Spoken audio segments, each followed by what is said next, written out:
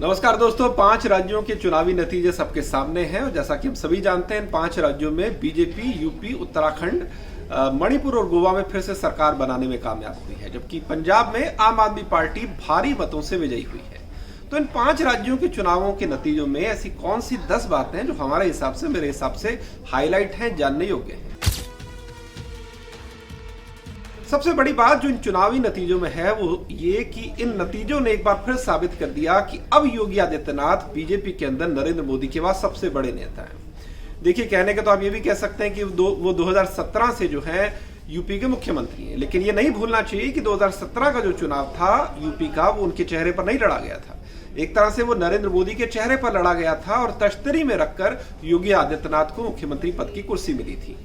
लेकिन इसके बाद अगले 5 सालों में जो उन्होंने काम किया, खासतौर पर उनकी जो कुशल प्रशासक की छवि थी, या कह सकते हैं बहुत सारे लोगों का यह भी कहना है कि नरेंद्र मोदी कई जगह लचीले हो जाते हैं, लेकिन योगी आदित्यनाथ स्टैंड लेते हैं बाकायदा, और उनका यही जो तरीका है, उनका यही जो अंदाज है राजनीति करने का, ये बीजेपी के बहुत बड़े सपोर्टर्स को पसंद करता है। और अब इस जीत के साथ ये साबित हो गया कि नहीं, योगी आदित्यनाथ अगर भारत के सबसे बड़े सूबे में बीजेपी को अपने दम पर सत्ता में जीत दिलवा सकते हैं, तो नो डाउट उनमें एक ऐसी काबिलियत है कि वो आगे चलकर देश को भी लीड कर सके।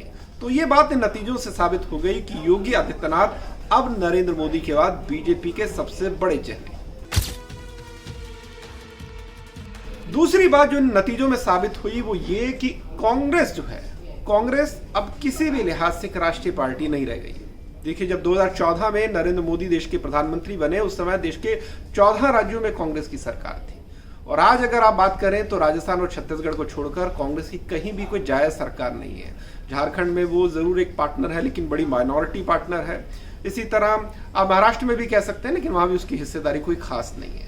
तो अब जो राष्ट्रीय पार्टी, जो कह सकते हैं कि 2004 से लेकर 2014 तक 10 सालों तक केंद्र की सत्ता पर काबिज थी, कई राज्यों में उसकी सत्ता थी, आज अगर वो सिर्फ 2 राज्यों तक सीमित हो गई है तो उसके अंदर फिर से सवाल उठेंगे। कांग्रेस के अंदर पहले से बड़े सारे सवाल हैं, सोनिया गांधी के नेतृत्व को लेकर, राहुल गांधी के नेतृत्व को लेकर, लेकिन इन विरोध की आवाजों को अक्सर दबाया जाता है। लेकिन हमें ऐसा लगता है कि यूपी के नतीजों के बाद इन आवाजों को दबाना बहुत मुश्किल होगा और कांग्रेस के अंदर भारी बगावत होने वाली है।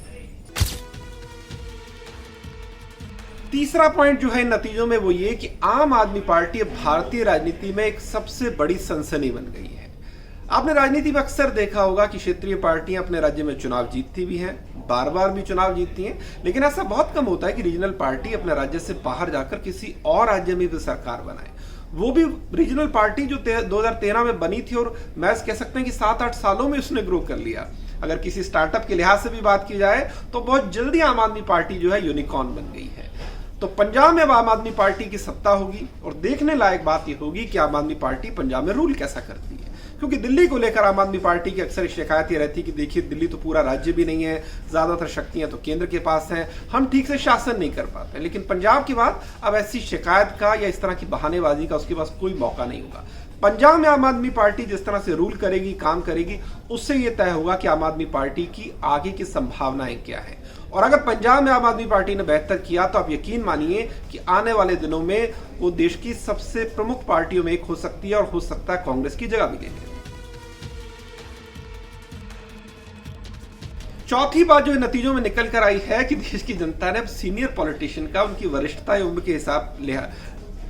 चौथी बात जो नतीजों में निकल कर आई है कि देश की जनता ने अब सीनियर पॉलिटिशियंस का उनकी वरिष्ठता को देखते हुए लिहाज करना बंद कर दिया है।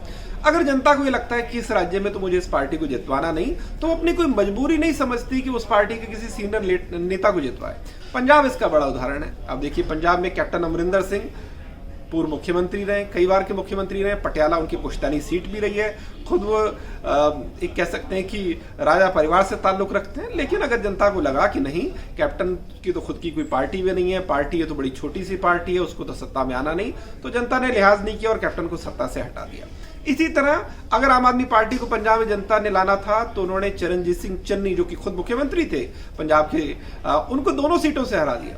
उसी तरह नवजोत सिंह सिद्धू, जो कि प्रदेश कांग्रेस के अध्यक्ष थे, कद्दावर नेता हैं, कैबिनेट मंत्री रहे हैं, हाई प्रोफाइल शख्सियत हैं, कई तरह के काम वो करते हैं। अगर जनता को पसंद नहीं आया और जनता को लगा कि नहीं, कांग्रेस को तो मैं सत्ता में नहीं लाना, तो जनता ने उनको भी हरा दिया। इसी तरह की चीज आप उत्तराखंड में भी देखी। उत्तराखंड में भी हरीश रावत, जो भले ही फॉर्मर सीएम रहे हैं, कद्दावर नेता हैं, लेकिन अगर कांग्रेस को वहां भी सत्ता में नहीं लाना था जनता को, तो उन्होंने हरीश रावत को भी हटा दिया।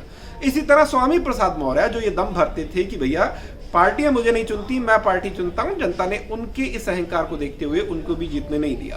तो ये सारी बातें बताती है कि जनता सिर्फ अब नेता की वरिष्ठता देखते उसे जितवाती नहीं है। पहले ऐसा होता था कि हो सकता है कोई नेता जिसकी पार्टी में कोई दम ना हो, वो चुनाव भी ना जीतने वाली हो, लेकिन फिर भी जनता उसकी सीट को देखते हुए लिहाज में उसको जितवा देती थी। लेकिन अब जनता ने लिहाज करना बंद कर दिया।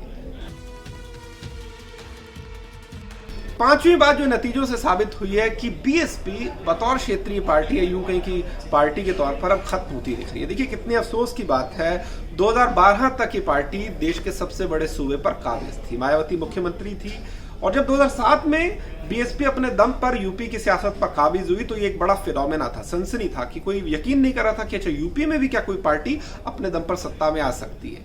लेकिन आज उस पार्टी की हालत ये हुई है, जिस दौरान मैं आपसे बात कर रहा हूं, वो 403 में महज एक सीट पर लीड कर रही है। 403 में एक सीट पर लीड कर रही है। और ऐसा नहीं है कि बीएसपी ने कोई इन चुनावों में बुरा परफॉर्म किया है। 2014 से अगर आप देखें, 2014 के लोकसभा चुनाव आपको याद हो, तब वो एक भी लोकसभा सीट नहीं जीत पाई थी। 2017 के विधानसभा चुनाव हो, 2019 के लोकसभा चुनाव, तब भी वो कुछ खास नहीं कर पाई थी। तो अगर 8 सालों से पार्टी लगातार एक के बाद एक बुरे परफॉर्मेंस दे रही है और आज हालत यह है कि विधानसभा में वो एक भी सीट नहीं जीत पा रही है, तो अब मान के चलिए कि बतौर क्षेत्रीय पार्टी भी शायद वो अब खत्म हो गई है और यूपी में यहां से आपको सिर्फ 2 पार्टियों में ही लड़ाई होती दिखेगी।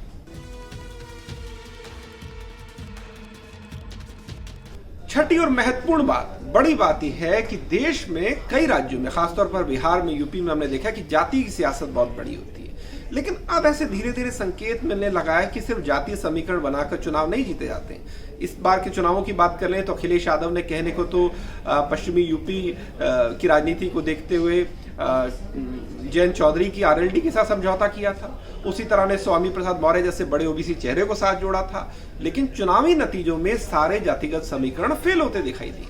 अब ऐसा लगता है कि जाति की राजनीति से बड़ा जो धार्मिक पहचान की राजनीति है वो ज्यादा बड़ी हो गई है। अब वोटर भी खुद को ओबीसी, एससी या एसटी के बजाय हिंदू के तौर पर जो है उसकी पहचान ज्यादा बड़ी होगी। हम ऐसा नहीं कह रहे कि जाति की राजनीति खत्म हो गई है, लेकिन जो धार्मिक पहचान की राजनीति है वो जाति की पहचान की राजनीति से ज्यादा बड़ी हो गई है। और ऐसा अगर वाकई हो गया, जो कि लगता है, तो देश की सियासत यहां से पूरी तरह से बदलने वाली है। इन चुनावी नतीजों से एक और चीज जो होगी वो ये कि केंद्र सरकार जो है और मजबूत होगी। देखिए हाल फिलहाल केंद्र सरकार ने कई तरह के पॉलिसी डिसीजन लिए थे जिन्हें लेकर विरोध हुआ, भले वो कृषि कानूनों की बात हो या फिर सीए को लेकर जो प्रोटेस्ट हुआ था उसकी बात हो, और केंद्र सरकार थोड़ा बैकफुट पर भी आई थी। लेकिन जब इन 5 राज्यों में 4 राज्य बीजेपी अगर रिटेन करती है, उसमें यूपी जैसा बड़ा राज्य भी है, उत्तराखंड जैसा राज्य भी है, जब उसने 3-3 सीएम बदले फिर वो सत्ता में आई, तो इससे केंद्र सरकार को जाहिर तौर पर ये मैसेज आएगा कि जनता उसके काम से खुश है। अगर जनता का ये भरोसा उसे मिलता है तो फिर केंद्र सरकार को ये हौसला भी मिलेगा कि यहां से अगर उसे कोई सख्त आर्थिक फैसले लेने हैं, जिसमें बहुत सारी जो पीएसयू हैं उनमें डिसइन्वेस्टमेंट की बात है, कुछ को बेचने की बात है, तो सरकार आपको वो कदम लेती हुई दिखाई देगी। और कई तरह के ऐसे बिल जो शायद अभी तक वो नहीं ला रही थी, आने वाले दिनों में आपको लाती दिखाई देगी। एक और चीज जो इन चुनावों ने की है वो ये है कि क्षेत्रीय पार्टियों को यहां से अपने आप को बदलना होगा। देखिए क्षेत्रीय पार्टियां जो है ज्यादातर वो जातीय गौरव या क्षेत्रीय अस्मिता की बात करती हैं। इस तरह की पॉलिटिक्स के साथ दिक्कत ये है कि जब आप अपने राज्य तक की राजनीति करते हैं तब तो ठीक है, लेकिन अगर आपको राष्ट्रीय पार्टी बनना है, अपने राज्य से बाहर जाकर राजनीति करनी है, तो आपको मुद्दों के बेस पर राजनीति करनी होगी। बाहर के राज्यों ऐसी कोई बात करनी होगी ताकि आप अपने राज्य से बाहर जाएं तो वहां की जनता आपको हाथों हाथ ले। जैसे आम आदमी पार्टी है तो वो क्षेत्रीय पार्टी, दिल्ली में ही कह सकते हैं उसने अपनी राजनीति की शुरुआत की थी, लेकिन वो दिल्ली तक सीमित क्यों नहीं रही? क्योंकि वो मुफ्त पानी की बात करती थी, मुफ्त बिजली की बात करती थी, सरकारी स्कूलों को सुधारने की बात करती थी और भ्रष्टाचार मुक्त पूरी एक व्यवस्था की बात करती थी। ये सारे मुद्दे हैं और जब इन मुद्दों को पंजाब की जनता ने सुना तो उनको लगा कि नहीं, हमें भी अपने राज्य में इस तरह की पार्टी लानी है। तो बाकी क्षेत्रीय पार्टियों के लिए सबक ये है कि उन्हें भी सिर्फ ये नहीं कहना कि हम मुस्लिम, यादव, गठजोड़ से जीत जाएंगे, हम दलित वोट लेकर जीत जाएंगे, ओबीसी वोट लेकर जीत जाएंगे। आपको मुद्दे भी बताने होंगे कि आपकी पॉलिटिकल आइडियोलॉजी ये है, पॉलिटिकल आइडियोलॉजी के अलावा आपके नेशनल जो अलग अलग मुद्दे हैं उन पर आपका स्टैंड क्या है। इसके अलावा दूसरी चीज जो क्षेत्रीय पार्टियों को करनी होगी वो ये कि दिक्कत यह है क्षेत्रीय पार्टियों के साथ कि क्षेत्रीय पार्टी के जो भी नेता होते हैं उनमें इनसिक्योरिटी हो या कोई भी वजह हो, वो अपने अलावा किसी नेता को पनपने नहीं देते। वो सारा लाइमलाइट खुद चाहते हैं। इसी चक्कर में बहुत ज्यादा प्रवक्ता आपको उन क्षेत्रीय पार्टियों के आपको चैनलों पर नहीं दिखते, ज्यादा उनके अन्य नेता जो उनके परिवार से अलग हो लाइमलाइट में नहीं दिखते। तो सारी जो लाइमलाइट होती है वो उस एक नेता पर आ जाती है। लेकिन अगर किसी भी क्षेत्रीय पार्टी को अपने आप को ग्रो करना है, इवन कि यूपी जैसे राज्य में भी बड़ा करना है या यूपी से बाहर भी जाना है, तो उसको कई चेहरे पैदा करने पड़ते हैं, अपनी ही पार्टी के कई चेहरे खड़े करने पड़ते हैं। सिर्फ उस परिवार के 2 या 3 चेहरों पर निर्भरता नहीं हो सकती। ये बात अब क्षेत्रीय पार्टियों को समझ आ जानी चाहिए और शायद इस पर अमल भी हो। नवी चीज जो इन नतीजों के बाद आप देख सकते हैं कि महाराष्ट्र की सियासत में भी आपको हलचल दिखाई। आपको अच्छे से याद होगा कि 2017 में जब यूपी विधानसभा के नतीजे और बीजेपी को बड़ी जीत मिली, तो उसके बाद बिहार की राजनीति में हलचल हुई। वहां पर जेडीयू ने तब आरजेडी के साथ गठबंधन तोड़ा, बीजेपी के साथ दोबारा गई और सभी जानते हैं उसके बाद क्या हो। बहुत सारे लोगों का कहना है कि इसी तरह महाराष्ट्र की सियासत में भी हलचल हो सकता है कि शिवसेना मजबूर हो एक बार फिर से कांग्रेस का एनसीपी का साथ छोड़ने के लिए और बीजेपी के साथ आने के लिए। हालांकि अटकलें हैं, लेकिन बहुत गुंजाइश है और राजनीति में कुछ भी हो सकता है। तो महाराष्ट्र की सियासत में भी आपको ये बदलाव देखने को मिल सकते हैं।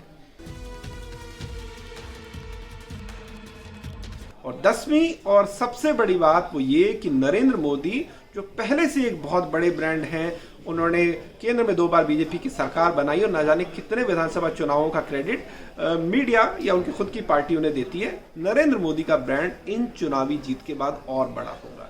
इसका एक छोटा सा उदाहरण आपको देते हैं कि उत्तराखंड में बीजेपी ने 3 सीएम बदले। जिस शख्स को बीजेपी ने सीएम बनाया वो भी अपना चुनाव हार गया।